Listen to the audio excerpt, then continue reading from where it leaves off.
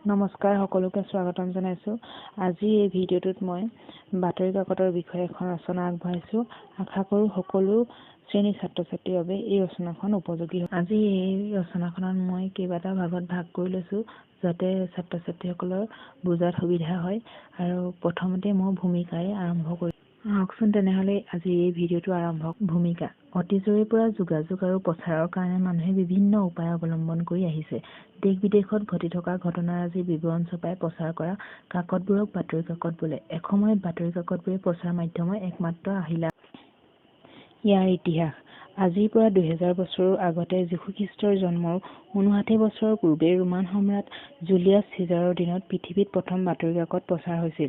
সেই সময়ত ছপাশালৰ আৱিষ্কাৰ হোৱা নাছিল, সেয়েহে বাতৰি কাকতখন হাতে লিখা অৱস্থাতহে ওলাইছিল। ভাৰতত 1780 চনত প্ৰথম বাতৰি দ্য বেংগল গেজেট প্ৰকাশ হৈছিল আৰু অসমৰ প্ৰথম বাতৰি কাকত অৰুণোদয় 1846 চনত আমেৰিকাৰ মিছনেৰী প্ৰকাৰ।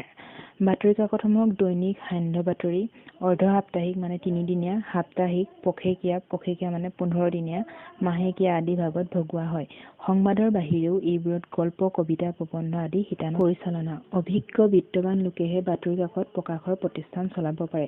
কাকতত ছপা হোৱা সকলো বিষয়ৰ দায়িত্ব বহন কৰিবৰ কাৰণে এজন সম্পাদক থাকে। সম্পাদকক কাকত সম্পাদনা কাৰ্যত সহায় কৰিবলৈ সহ সম্পাদক, উপ সম্পাদককে আদি কৰি ভালেমান সহকৰ্মী থাকে। দায়িত্ব। বাতৰি কাকতত নানা ধৰণৰ বাতৰি দায়িত্ব সহকাৰে পৰিৱেশন কৰা হয়। যিকোনো সামাজিক আৰু ৰাজনৈতিক সমস্যা সমাধানৰ ক্ষেত্ৰতে বাতৰি কাকতে গুৰুত্বপূৰ্ণ ভূমিকা গ্ৰহণ কৰে।